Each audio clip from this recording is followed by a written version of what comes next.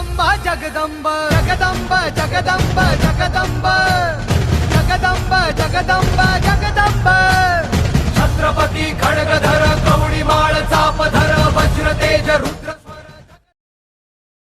जैसे जैसे स्वराज बढ़ेगा वैसे वैसे शत्रु भी बढ़ेंगे, आक्रमण बढ़ेंगे। महाराज की दूरदृष्टि इतनी थी कि हर एक जगह को, हर एक किले को उन्होंने मजबूत बनाया। 1656 से 1659 तक प्रतापगढ़ की पूरी निर्माण व्यवस्था देखी। हरदोजी यादव ने काफी मजबूत और परिपूर्ण सुरक्षा से ऐसा बनाया प्रतापगढ़। महाराज की राजनीति और उनके वकील जो थे बोकील, इनकी मीठी मीठी बातें सुनकर खान मुलाकात के लिए तैयार हो गया। महाराज ने तुरंत अपने सभी सरदारों को अपनी फौज इकट्ठा करने के लिए बता दिया। कितनी है अपनी सेना? महाराज 7-8 हजार होगी बस। और खान की वो तो अपने से 4 गुना ज्यादा होगी। महाराज अब क्या करें? सभी चिंता में पड़ गए। अपनी सेना और नहीं बढ़ सकती? नहीं महाराज। फिर करना क्या है? अपनी सेना बढ़ा नहीं सकते तो खान की सेना कम करो। हो गई राजनीति तैयार, माइक्रो प्लानिंग शुरू। फिर बाद में दोनों तरफ से वकील बैठ गए, नियम तय हो गए। दिन मुकर्रर हुआ 10 नवंबर, दोपहर का 12-1 बजे का टाइम। महाराज के तरफ से वकील थे बोकील और कृष्णा जी भास्कर जो खान के वकील थे, दोनों सामने बैठे। फिर कृष्णा जी को बताया, बोला आप अपनी पूरी फौज लेकर आ सकते हैं, हमें बहुत खुशी होगी। मगर आपके खान साहब तो इतने बड़े हैं, इतने बहादुर हैं, उन्हें फौज की क्या जरूरत? यहाँ नीचे ही रहने दीजिए, हम उनका बड़ा इंतजाम करेंगे, बड़े अच्छे से रखेंगे। कृष्णा जी को लगा हाँ ठीक है, मान लिया। वैसे भी ज्यादा फौज की जरूरत नहीं है खान साहब को। दूसरी बात, महाराज पहले ही खान साहब से बहुत डरे हुए। सिर्फ 10-10 लोग दोनों के साथ में आएंगे। उनमें से 9 लोग शामियाने के बाहर कुछ ही दूरी पर रहेंगे। दोनों के वकील और एक बॉडीगार्ड अंगरक्षक, बस इतने ही रहेंगे। ठीक है, वैसे भी सिर्फ मिलना ही तो है ना। खान के वकील को लगा चलो अच्छा ही है, और भी खान के सामने महाराज की ताकत तो क्या, और मदद के लिए कोई नहीं रहेगा तो इससे अच्छी बात हो ही क्या सकती है। मगर वो समझ नहीं पाए कि ये सब बातें महाराज के योजनानुसार ही हो रही थी। बस तैयारियां शुरू हो गई, जगह का चयन हुआ। ऐसा कि गढ़ से ऊपर से सभी बातें नजर आ रही थी, मगर नीचे रुकी हुई फौज को ऊपर का कुछ भी दिखाई नहीं दे रहा था। बस खान को आने वाले फौज के लिए काफी साफ सुथरा रास्ते बनाए गए थे। खान पान की पूरी व्यवस्था, इतना खिलाव पिलाव कि सभी सेना सुस्त हो जाए। आने के रास्ते जैसे बनाए गए, मगर व्यवस्था ऐसी थी कि तुरंत वापस जाने वाले रास्ते बंद किए जाएंगे। भटकते रहो जंगलों में। खान से मुलाकात के लिए बहुत ही बड़ा सुंदर सा शामियाना बनवाया गया। ऊंची ऊंची कीमती सामान, जड़ जवाहिरों से सुसज्जित और मखमल के पर्दे, बैठने की व्यवस्था, देखने वाला देखता ही रह जाए, मानो किसी बड़े राजा का महल हो। यहाँ पर आइडिया क्या थी? खान इस शाही इंतजाम को देखते ही रह जा और वो जिस उद्देश्य से आया है उससे वो विचलित हो जाए। हर बात को बारीकी से देखिए, जानिए। दोपहर का ही वक्त क्यों चुना, वो भी एकदम 12-1 बजे का? गणित सिंपल है। महाराज को, उनके साथीदारों को शामियाने में क्या हो रहा है ये गढ़ के ऊपर से अच्छी तरह से दिखेगा, मगर नीचे से ऊपर की तरफ देखने वाले को सूरज की तेज किरणों के कारण कुछ भी दिखाई नहीं देगा। महाराज के सैनिकों को बताया गया, कुछ सैनिक नीचे रुके हुए खान की सेना को घेर के बैठेंगे, बाकी कुछ पानी देने वाले, घोड़ा बांधने वाले नौकर के रूप में आजू बाजू में रहेंगे। शामियाने के बाहर 2 मावले सींग पकड़कर, सींग मतलब जोर से फूंककर आवाज निकलता है और जो बजाकर एक दूसरे को संदेश देते हैं, वो पकड़ के रहेंगे। हर एक को काम अपना अपना सौंप दिया गया था। बस उनकी जिम्मेदारी थी कि सभी बातें गुप्त तरीके से हो, नहीं तो खान तुरंत समझ जाएगा और आज जैसे आया वैसे तुरंत वापस भी चले जाएगा। रात के अंधेरे में ही सभी को झाड़ियों में छुप कर बैठना था। इमेजिन कर सकते हो 10-10 घंटे झाड़ियों में छुप कर बैठना, वो भी बिना आवाज किए। इतना घना जंगल, कीड़े मकोड़े, जंगली जानवर, सोचो क्या होता होगा। तब तो no mobile, no WhatsApp message, नहीं तो रिंगटोन बजा, टिंग टिंग, गया ध्यान उधर। आप समझदार है, सोचिए एग्जाम हॉल के बारे में मोबाइल रख के आना है तो कैसे लगता है। और एक अच्छी बात बाबा, ये टीवी वाले भी नहीं थे वहाँ पे, नहीं तो न्यूज़ चैनल वाले। हाँ बोलो शिवाजी, आपको कैसे लग रहा है? यहाँ पे काफ़ी तैयारियाँ हो रही है, भारी शस्त्र के साथ शिवाजी महाराज पधार रहे हैं। उधर खान को भी इंटरव्यू चालू। अरे क्या हो रहा है, आपको कैसा लग रहा है? मिलने के बाद सभी परेशानियों से वो मुक्त थे। पूरी योजना तभी सफल होती है जब प्रॉपर प्लानिंग हो, किसी को क्या करना है इसकी रिस्पॉन्सिबिलिटी का पता हो, और everybody must follow the order of his captain. सभी बातें गुप्त तरीके से हो, हर एक ने अपनी अपनी जिम्मेदारी निकाला है, कौन क्या कर रहा है कुछ नहीं, कुछ ध्यान देने की जरूरत नहीं है। महाराज के साथ जो 10 लोग जाने वाले थे उनके नाम तय हो गए थे। उनमें से एक था जीवा महाला। अब यहाँ जीवा ही क्यों? क्योंकि खान की तरफ से था सैयद बंडा या बड़ा सैयद, जो दांड पट्टा चलाने में काफी माहिर था, और जीवा उतनी ही माहिरी से दांड पट्टा चला था। कितनी भी दूरी पर शत्रु होगा तो भी एक लंबी छलांग लगाकर ऐसे लड़ पड़ता था कि उसको मार गिराता था। उसकी ड्यूटी इतनी, बस तूने सिर्फ सैयद बंडा पर नजर रखनी है। राजा क्या कर रहा, खान क्या बोल रहा, तुझे कुछ भी सोचना नहीं है। जीवा का लक्ष्य होगा सिर्फ और सिर्फ सैयद बंडा। और दूसरी व्यक्ति थी संभाजी कावजी। अब बड़ा सा पहलवान, बहुत ही ताकतवर और उतना ही फुर्तीला। संभाजी, आपने सिर्फ और सिर्फ खान पर नजर रखनी है, किसी भी हालत में खान जिंदा वापस ना जाने पाए। बस ड्यूटी बता दी गई। महाराज एक एक बात बड़ी बड़ी सावधानी से कर रहे थे। जीजाबाई ने उन्हें बताया ही था कि कैसे भरी दरबार में उनके पिता और भाइयों की हत्या कर दी गई थी। यही वो खान है जिसने शाहजी महाराज को, संभाजी राजे को धोखा दिया था। शिवबा, खान बड़ा चालाक है, बड़ा ही धोखेबाज है, हमेशा सावधान रहना। ठीक है। महाराज पूरे तैयार हो रहे थे। जीरे टोप मतलब लोहे का हेलमेट, ऊपर से मंदिल, उनका हमेशा का पोशाक, मगर अंदर से आर्मर मतलब लोहे का जैकेट।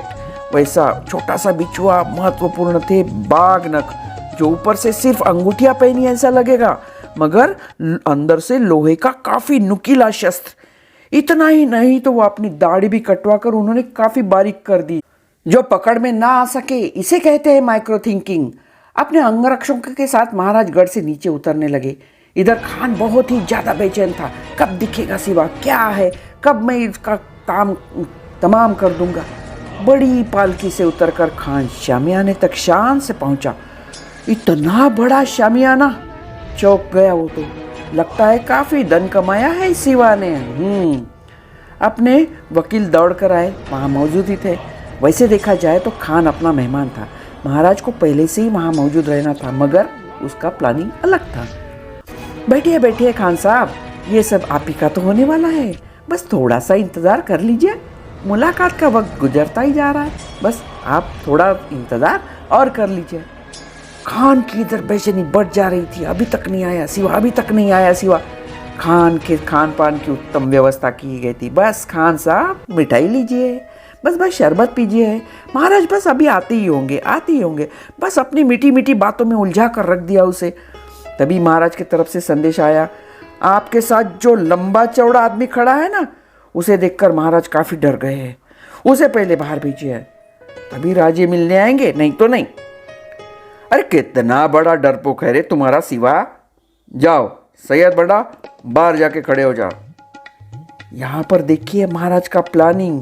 खान को काफी समय तक इंतजार करने लगाया ताकि वो चिढ़ जाए, उसका ध्यान इधर उधर भटक जाए, मतलब वो अपने मकसद पर फोकस ना कर पाए, खा पी कर सुस्त हो जाए। काफी वक्त गुजरता जा रहा था। तभी एक सिपाही दौड़ते आया, सावधान सावधान, शिवाजी महाराज पधार रहे हैं। महाराज आ गए। शिवाजी को देख के जैसे शामियाने उन्होंने प्रवेश किया, वैसे खान गड़गड़ा कर बोला, आओ शिवा आओ, हमारे गले लग जाओ, हमें अपने भतीजे से मिलना है। महाराज जानते थे ये महाभारत में हुई चाचा भतीजे की मुलाकात मन में रखकर ही खान आया है, बड़ा दुष्ट प्रवृत्ति से। धृतराष्ट्र और उनकी भीम की मुलाकात याद कीजिए, जिसमें धृतराष्ट्र का भीम को दबोच कर मारने का इरादा था। हाथ जोड़े हुए महाराज धीरे धीरे खान की तरफ बढ़ रहे थे। तभी खान ने तुरंत लपक कर महाराज को गले लगाया और उतनी ही तेजी से उनकी गर्दन को बाएं हाथ से दबोच लिया। महाराज तुरंत उनकी चाल पहचान गए। खान की पकड़ मजबूत होने लगी। खान ने अपने कटियार से महाराज के पीठ पर वार किया, खचाक। मगर अंदर चिलखत होने से महाराज बच गए, इसलिए कुछ हुआ नहीं। खान की पकड़ और भी मजबूत होती जा रही थी। महाराज ने तुरंत अपनी खंजर निकाला, पेट में घुसाया। खान दर्द से कराया, उसकी पकड़ ढीली हो गई। महाराज ने तभी जोर से बाघ ने निकाले और खान की पेट में ऐसे जोर से मारा और खींचा कि जोर से फाड़ा, पूरी आतड़ियां बाहर निकल गई। खान जोर से चिल्लाया, दगा दगा दगा, और जोर से शामियाने के बाहर से और भागा। तुरंत सैयद बंडा महाराज की ओर लपका। जैसे उसने वार करने के लिए हाथ उठाए, जोर से और झटके के साथ उसका हाथ दूर जाकर टूट पड़ा। क्योंकि वहां मौजूद था जीवा महाला। उसने लपक कर बंडा का हाथ तोड़ दिया और इतिहास बोल हुआ, होता जीवा म्हणून वाचला शिवा। यदि जीवा महाला ने 1 सेकंड की भी देरी कर दी होती तो महाराज का कुछ भी हो सकता था, कुछ भी। खान भागा, पालकी में बैठा, चलो जल्दी चलो। मगर अगले ही पल पालकी धाड़ से नीचे गिर गई। क्योंकि पालकी उठाने वाले 4 लोगों के पैर काट दिए गए थे संभाजी कावजी ने। महाराज के प्लानिंग के अनुसार सभी 10 लोगों को दिंडी दरवाजे पर पहुंचना था। शामियाने के अंदर जो भी हुआ उसकी किसी को भी कुछ खबर नहीं थी। सभी अंगरक्षक तुरंत दिंडी दरवाजे तक पहुंचे। गिनती की तो एक कम है। कौन है वह? कहाँ रह गया? महाराज संभाजी कावजी नहीं पहुंचे। महाराज सोच में पड़ गए, क्यों नहीं? क्या हुआ संभाजी का? इतने में संभाजी दौड़ते आए। महाराज बोले, अरे क्या हुआ? कहाँ थे? इतनी देर क्यों लगाई? तुरंत कावजी ने अपने हाथ में पकड़ी हुई अफजल खान की मुंडी दिखाई। महाराज, अफजल खान, उसके खत्म करके आया हूं। मैंने सोचा उसकी आतड़ियां तो बाहर आ गई है, मगर यदि वो बच गया तो इसलिए महाराज मैं उसका सर काट कर लाया हूं। सभी हक्का बक्का रह गए। महाराज बोले, अरे ये हमारी प्लानिंग का भाग नहीं था, आपको कुछ हो जाता तो?